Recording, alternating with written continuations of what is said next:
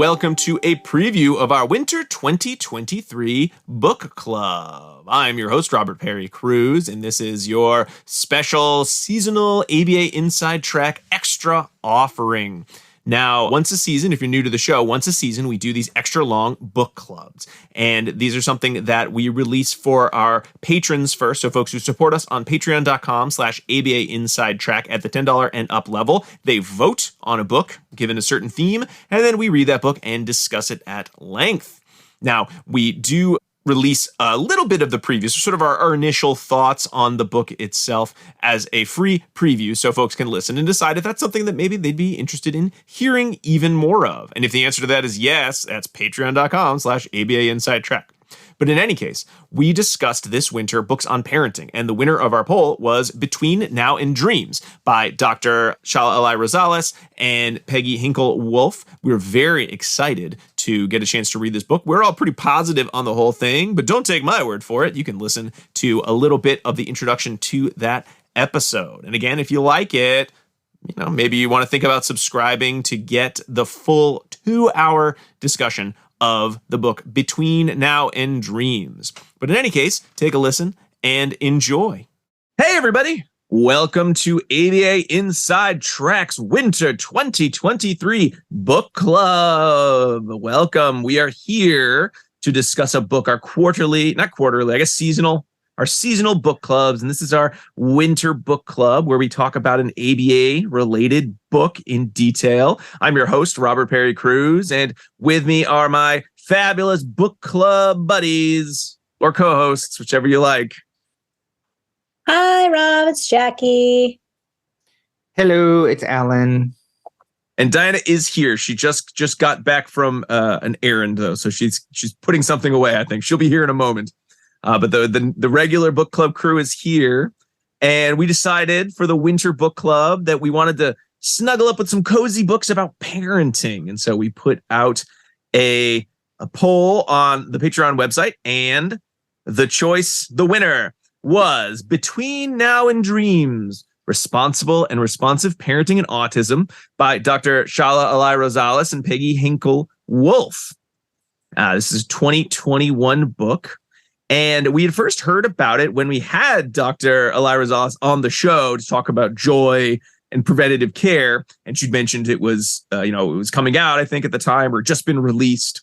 And so we'd put this on the list with, I think we had an ACT book on early childhood parenting was another choice. And I cannot remember the third one, and I didn't look it up before we got here. Joy of Parenting, because I bought it thinking it was that. No, that was the ACT one. There was one other one too, though, and I don't remember what it was. Joy of Parenting. And then there was one other one that I could look it up real quick, but let's not belabor the point because they didn't win. Nobody wanted to hear us talk about them. They wanted to hear us talk about Between Now and Dreams, and so that's what we're doing today. We'll be discussing Between Now and Dreams. So let's do a quick author review, and then we'll get into kind of our initial thoughts of the book, and then we'll get into a little bit more of the nitty-gritty of the discussion. So again, Shala Eli-Rosales, we've had her on the show before.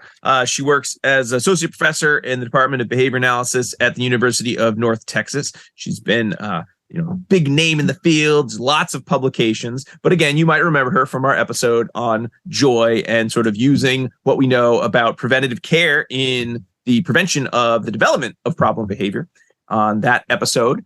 And we are very excited to be able to chat about her book. And her co-author, Peggy Heinkel-Wolfe, is a writer and journalist who has been wrote a book originally on her first book was a memoir about the first 4 years of her son Sam's life. And Sam is autistic, and that book was called See Sam Run. And so since then, she's been doing lots of writing and journalism. She posts a lot of that on her blog, which I have the address because I have some questions from the blog, which Peggy let me know were there for the book. I think it's like peggyhinkelwolfe.com, I believe is the post. We'll have a link in the show notes. And basically, the creation of this book came from the fact that Peggy and Shala have been friends for many, many years. They met not due to Shala doing consulting for the family. They sort of just had parallel tracks where they just knew each other from the fact that Peggy was receiving lots of different services for Sam, and Shala also lived in Texas providing lots of services to other autistic students and children. And they sort of ran, I think, in the same circles and became good friends over the years. They've done a lot of co-talks together, like the parent-to-parent conference in Texas. And just sort of at a sort of turning point in both of their lives, kind of professionally and personally, they were just at a point where they said, we need to write some of what we've learned and what we know down into a book for parents. It seems to be there's a demand for it. And they had some time, as many of us did, to sort of sit and think in 2019, 2020. And we're able to craft this really great parenting book, or my opinion, great parenting book. And now we have it here for us to discuss. So that's a little background. But it's like brand new. It's brand new. It just came out. It's a 2021 book, it says, or published. I'd only seen it referenced by Shala, and then I saw it in a talk, the Stone Soup Conference. It was mentioned as a good book in a talk on trauma and trauma-informed care. Although this isn't necessarily a trauma survival book, anything like that. But it was just sort of mentioned as a good resource in terms of collaboration and building rapport, which I think it does very well. So that's a little bit of the dry background. We also, for folks who are listening to this, if you haven't already, I don't know when I'm going to have posted, but I had a chance to talk with Peggy and Shala just a few days before this recording for a bonus episode that either is about to come out or has come out at the time you're getting this. So I got some of the nitty gritty scoop, but I won't share all that right now. You should listen to that bonus Schrodinger's episode. interview. We don't know where it is. You don't know where it's on my computer. I know that much. It's in our Dropbox folder. But let's get into some initial thoughts when you heard this was the book, when you started reading the book, and then kind of just your general vibe about reading the book. I'll go first. Then you should go first. Great. One thing, I was surprised that it wasn't more of like an instruction manual, right? That you usually get. So if that's what you're looking for, like do this when this happens. It is not that. So at all. And they do say that at one point in the beginning of the book, like if you're looking for us to tell you what to do, don't look any further because we're not going to, which I liked, right? Because usually parenting books are telling you what you want to do. I found this book full of really inspirational quotes, little lines that help, like I think help in my own parenting journey as well. So I found the book really inspirational. I cried a few times, full disclosure. It may have been where I am in my life, but I just found how they talked about the different I'm not going to spoil it, but the different pieces that they talk about in the book was, I think, really nice to kind of change the framework that we typically think about when we're thinking about parenting books. And talked about it more as like a journey to self-discovery as your family. Like, how can you find joy and compassion, and where can you find those moments of happiness? And it might be different for your family than it is for other families, but that doesn't mean it's not there. So I really liked that. I thought it was nice. It would be nice for like first year ABA students to read, I think too, because it kind of runs down what we'd hope our science or our field does. Like, I hope this is what we are trying to teach our graduate students, right? To be compassionate, to listen to everyone. It didn't give you like a lot of like terminology per se, but it did describe certain basic tenets of our field in a really easy to understand way. Mm-hmm. So I thought that was a nice point of the book. Yeah, so I think overall, like, I was trying to, the whole time I was reading the book, I was like saying the title and trying to apply the title to the book, like Between Now and Dreams, and then the book. And I think it is supposed to be more of like a pick-me-up book in a way, and a helpful reframe. So I know there's some chapters in here that I might go back to if I'm, struggling in a specific parenting part of my life, because there is like words of hope and words of like, right, like you can do this. It may seem hard right now. And I think that's what a lot of, I think, manuals are missing. Mm-hmm. I don't want to go into my thoughts quite yet, but I'm a little surprised you think this would be a good book for first year ABA students, because while it's not a book for clinicians, it's a book for parents who may be clinicians or may not be. Who knows? What you have lots of jobs when you're a parent, right? But I felt like this might be a better book to give to like your graduates. It's like, great job, you're graduating. You think you're so smart and you know everything. Take a look at this book. And I want you to be thinking about how you know a lot of things and how much more there is to know that isn't related to just doing the job of behavior analysis. And Al, I'm seeing you nodding your head. I'm not sure if that's to agree or disagree with me. No, I agree. It would also be good there too. I think it could be applicable across the board, right? I was hoping that we were setting that foundation. So by the time they graduate, you don't need to give them the book because that's how they're incorporating responsiveness into their practice. Right. So that's what I was thinking. But obviously, if you didn't do that, you might want to give them the book. Yeah. I think more like a sense of, are they at a point in their lives when they could hear these lessons? I think this feels like a mileage may vary kind of a question of like, I know for me, it was like, I just need to learn these facts. I got to pass a test. Whereas I don't know if I would have been open to many of the lessons of this book, in my early 20s. I didn't have kids yet. I was just like, I got to learn this stuff so I'm scientifically prepared. So maybe that's personal. Well, and I would just disagree that like I would say that it would be better to start off with compassionate viewpoints before we learn the theory, because we should have a scientific methodology within a compassionate framework, not treat compassion as now you've got your skills and here's a book about, what it's like, what it's like to read. No, we should start off with these perspectives, which we've sort of talked about with other books that we've done, that they can help form a perspective that we continue to grow. And I think that since so many of us, especially people who are younger and first starting in their journey in ABA, are already working with families, probably RBTs and things like that. And it's because they may not have the full experience with these. I mean, like, I don't have children and I don't ever plan to have children. So, that doesn't mean I can't be receptive to the book, which I know you weren't saying, but I'm just putting it out there that, no, it would be good for early people in our field to have an eye-opening experience with this book, which it might be for a lot of them. I will say that in my experience, those of us who came through graduate programs. Oh, I'm Diana, by the way. Hi. We said you'd be here. You just I'm here. Those of us who went through graduate school as long ago as we did may feel as though this is something that would be like tacked on at the end of those types of graduate studies. And I think a lot of us from kind of our generation have a lot of unlearning or had a lot of unlearning to do with respect to how we might apply our science. I find that students who are coming into program today are very ready, willing, and able to take in this type of compassionate approach from the beginning. And they already are coming with a lot of that framework established. So good on them. Okay, so don't give them this book when they start, because they're already too passionate and caring. You got to harden their hearts a little bit more, right? Then let them get back into it.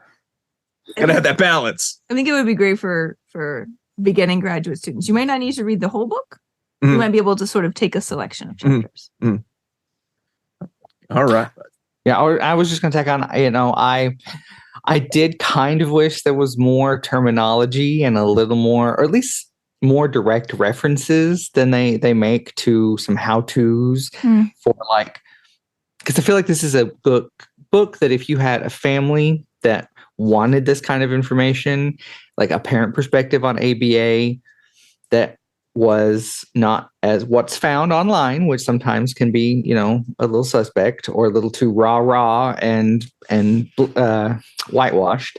This had a pretty balanced look. They didn't, I think in the intro, they talk about that a lot of the people that were early advocates of ABA knew that things like in Lovas there were some problems, but that it was still worth pursuing because it was an intervention packet that had some results that hadn't been seen before.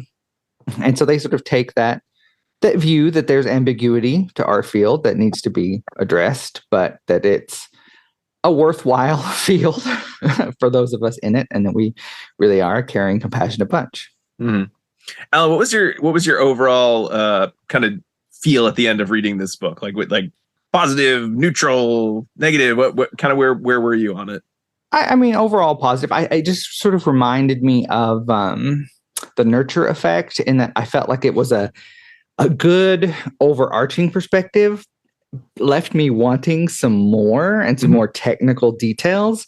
But I have that information, even something drawing from curriculum that exists, like the Ruby curriculum or something like that I've had training on. I feel like, I could get there, but I would just worry about parents starting in the field that had more questions. It'd be nice if it steered them somewhere a little bit more directly. But, that's not what the authors were trying to do. So, Dana, how about you? What were your overall impressions of the book? I liked this book. But don't take my word for it. No, I thought this was a great book. Like we've just said, I think it would be a great book for anyone coming into the field. You don't need to be a parent to appreciate the points that are made here. And although it is a fairly casual read, right? There's a lot of like personal perspective and anecdotes that are built into it. And it's meant to be read, I think, by anyone, right? So although the tone of it is very casual, as a reader and as someone who's been in this field for a long time, I can tell the wisdom that comes to this book from years of practice, years of personal experience, and the sentences that are in here are very carefully crafted such that they address an issue the first way you think about it, the second way you think about it, and the third way that you might think about it if you are unfamiliar with our field or you have questions or concerns about our field. And I really appreciated how carefully constructed the narrative was that they put together. Yeah. I think for me, in some ways, there were components of the book that I think clicked for me like right off the bat. Like like you were saying, Dana, I loved the writing style. I sort of really grew to appreciate how it wasn't a how-to book. I think some of where I was sort of pausing on like, do I really like this book or I just think it's okay, was somewhat just how I was coming to the book, that knowing I'm coming to this book as a clinician who wants to read this book for our book club, and then to decide whether it's a book I will recommend to parents that I work with, which to some extent, I think, a robot. That's usually how I talk. Very popular. And I think that colored what parts of the book I really found myself gravitating towards. So for example, the book, the structure of the book is sort of three major parts, going over sort of the three essences of parenting, which are learning, connecting, and loving. And I feel like learning made perfect sense because that was probably the most technical section in the book. And then by the time I got to loving, I was sort of getting to the like, all right, what am I going to say about loving? I've already taken a lot of notes for the first section. Like, will this be as good to talk about on the podcast? So I really wasn't appreciating it. And I think it was only when I started rereading my notes before the bonus episode recording, and then before today. So, even this morning before the recording, did some of those parts really kind of snap into focus for me in terms of not worrying as much that I wasn't necessarily the audience for this book and really just focusing on what the authors were saying and how that could be important for parents. So in that regard, I think I definitely am, increasingly appreciative of this book. And like Jackie, like you were saying, there are some sections I would like to come back to maybe a year or so from now and sort of see, did I change my opinion on some of these sections? Like, do they mean more? Is there a different context I can add to them? Which is always very exciting about a book. When you usually read a book, you're like, I've learned everything I need to know. I'm going to put this book over there. Like Nudge, that was fun. Don't need to read that book anymore. That's fine. It's over. We did it. Would be, kind of another example of kind of the opposite end of things. This definitely is a book that I think clinicians can, whether wearing their parenting hat or whether wearing just their clinician hat, I think can definitely read and think about. It's definitely a good exercise. We do a lot of those kinds of episodes where there's sort of exercises in as a clinician, here are some things and perspectives that you need to keep in mind, even if they're not yours and they're not readily in front of you. So I always appreciate that as a point of view because it's something I want to make sure I'm always appreciating as a point of view when I'm working with families. And I also, do think that this is very much a behavior analytic book, in that if you come to this saying, I'm a parent of an autistic child, I don't think ABA is right for me, I don't know what your thoughts will be on reading this book, because it is very clearly written from her perspective that you are going to work with a lot of professionals, one of whom is going to be a behavior analyst. And we want that to be a good experience, because that is an important experience. That scouting is one of the terms they use in the book, sort of the idea of someone who's helping your child find their path. Like, behavior analyst could be a really important scout, not the only scout necessarily, maybe not even the most important scout in your family's life, but it's something you should have. They should be a part of the team. So I could potentially see some parents saying, I hate ABA, and deciding they don't like this book. But, maybe not. I mean, I think it depends on which section they're focusing on. Like, if someone gave them the loving section of the book, they could probably get through that and be like, this is great, I love this author, I want to read the rest of this book. And then maybe they'd be mad if they go back and read the learning section of the book, where there's a lot of talk about behavior analysis. So in that regard, mileage could vary for some parents. But I think, families that are, starting this journey of parenting, and or they're working with a pretty multidisciplinary team, including a behavior analyst, and they don't have perspectives one way or the other, I think we'll find a lot that they can really take to heart in this book, and, really make them feel very empowered, but also help them to understand some of their other feelings they might have as parents. So some of those negative feelings, in a way that I think doesn't make them need to feel guilty for having those feelings, but helps them to understand what those feelings might be telling them to do in focusing on being, the best parent that they can be. So 2 thumbs up. So 8 thumbs up for Between Now and Dreams. One thing I liked too is how they use the terminology "our child," right? Because as a team, if you're reading it as a parent, you should be part of the team. If you're reading it as a clinician, you're part of the team, and they're your child as a team. So I like when they said, when we're looking at our child's progress. I just really liked that, and it really resonated with me. That's nice. Yeah. It didn't use the term kiddo. Right. I hate that. So I appreciate that. I was thinking that combining this with like the Crucial Conversations book could really help give you, especially newer, younger clinicians, a nice perspective on like some specific information to help disarm some, like a volatile information, or like if you do have a parent who's curious but also defensive, could help launch some conversations, give you some terms and ideas for, starting off this on those same values, which we talked about. So, I like we've said about many of these books, it's good. It's even better if you have some other material to go with it, which, that's probably true of all the books we'll read as clinicians. So someday, Alan, I swear, we're going to find a book that is just the perfect book. It's like, that's it. Just read the book and you're good. Like, you're good forever. We're going to find it. I know we will. We got so many more book clubs. We'll get there. I swear. One thing I was thinking about as I was reading it is I might have been a tiny bit disappointed as a parent if I was reading this for answers, right? Because there really wasn't any, and I was actually kind of looking for some too. Or Jackie, maybe it had all the answers. Whoa, think about that. Yeah, so I mean, there was, right? You need to learn how to love. You need to shift your framework. You need to work as a collaborative team, right? Yeah, that's all there. But like, how to do that wasn't there, right? So if I'm like, for my like, and I can't really compare, but like, if there's something like that's obnoxious happening in my life, it's very hard to switch that to be like, I should be more loving toward this, right? Like, how to do that would have been helpful, right? Like, parents, you should take a deep breath. You should like utilize some ACT resources. I don't know, right? Like providing a little more boundaries on like how to do that, right? Because they're like, like letting your kid be themselves, even if it's not great for you. Like that part for me, I would have been looking for like, okay, what are the steps I should be doing? That is a good point, Jackie. And it did sort of kind of going back to kind of our original conversation of like who gets this book? Like, who do you give this book to? It's the first year student, the first year parent, the expert, that kind of like, medium tier clinician, or the parent who's been doing it for a little bit of time, but maybe doesn't have their mind set up, or they're looking for new perspectives. Because there are definitely sections of this book that I would read them and say, if I were a brand new parent, I don't know what I would do with this.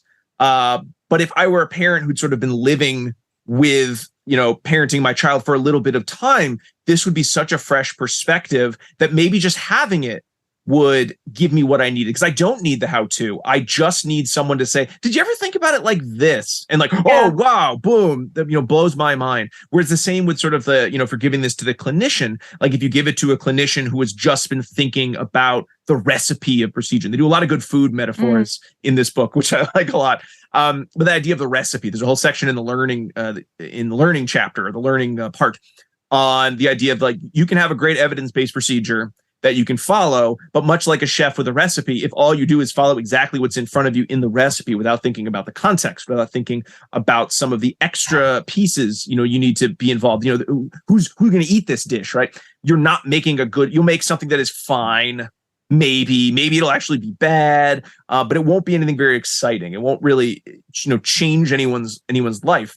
Whereas when you take what you know and add the context, add the relationship, add the individualization, then you're going to create something so much bigger than that original procedure or recipe. It's more delicious that way, which again, if I gave that to a first-year student, I feel like they'd freak out. They'd be like, well, I don't even know how to do the recipe. Like, I can't even read the recipe. Like, how am I supposed to do all these other things? Like, could that be overwhelming? Whereas if you gave it to someone who was like, all right, I think I'm ready for this, journey. I know the facts of my job. Perhaps they're in a better place to sort of understand that next level of thinking. But I totally understand your point too, of like, oh, these are things that as a first-year clinician, as a first-year parent, you should be thinking about as early as possible. You shouldn't be I'm just going to read a bunch of checklists and that's how I'll be a good parent. And then someday I'll come back and think about the context of my parenting and whether I'm connecting with my child. But first I have to teach toilet training following the to-do list. And then I'll learn to love my child, right? You want to do that from day one. So I did find that to be a weird kind of paradox in some ways. Like, this book was too advanced for some folks, but also you need it right off the bat. So I wasn't quite sure if maybe that was just my reading of it or sort of like my own thinking about it in terms of my own context. I would just say that, like with so many things, if you're starting in a new field, you're flooded with more information than you can handle, whether you're a parent or a practitioner, but especially thinking about parents. Now you can go from like diagnostic session evaluation to starting ABA in like 4 or 5 months. So having a book that at least gives you the right terms to ask questions about might be beneficial, even if it is overwhelming. And remembering that if I were to recommend that to a parent, like, there's a lot in here, some technical stuff. If you can't absorb it all, that's fine. Highlight what you have questions about. We can talk about it. That gives you a great stepping stone for like parent goals, parent conversations, things like that.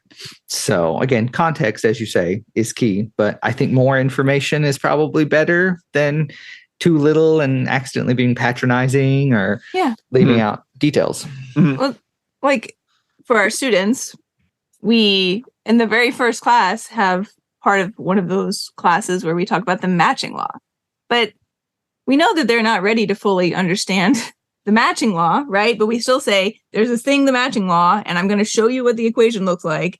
Here it is, and this is what it means, right? But I don't expect them to take all of that in the first go around, but they've now heard about it, seen it, so that the next time when we talk about it in detail, it's already, the seed has been planted there, and they're a lot more ready to comprehend it at that deeper level. So it's the same idea here. You get it all up front.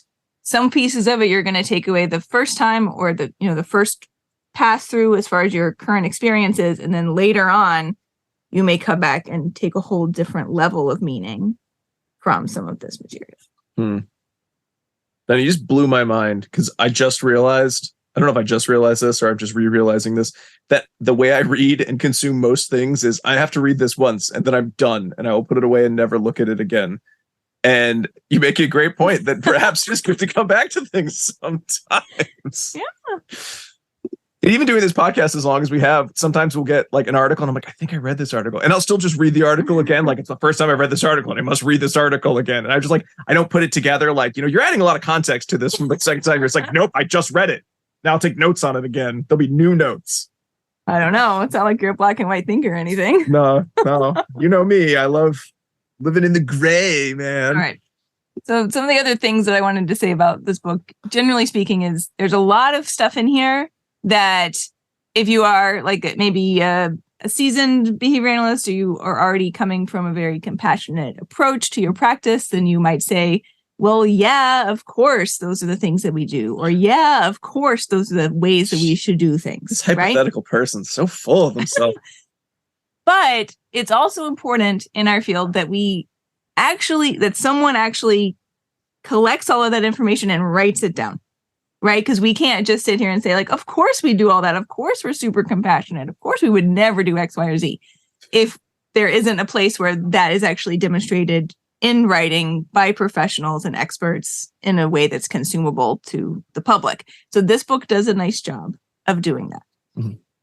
But I also think that and while this book is meant for parents, there is also a lot in here for up and coming behavior analysts who maybe haven't had that background. And it is, even though we're saying the book doesn't like tell you what to do, I think there is kind of a hidden prescriptive component for future professionals or early professionals here. So on the one hand, the book's kind of saying like, look, behavior analysis is able to do all of these things and they're going to do it in this compassionate way. But there's still like the missing piece that not every behavior analyst is ready and prepared to deliver care at this really expert level that's described, compassionate level that's described here in this book. And the book is trying to like tell parents that yes, they're going to get this, but it's also like trying to teach early professionals how to do it all at once, which is kind of a tough row to hoe. Do you guys agree or disagree? Spot on. Yeah, I definitely agree. I agree. Sorry, too. that's something not genuine. I do. I definitely agree. I think I accidentally did my dissemination station.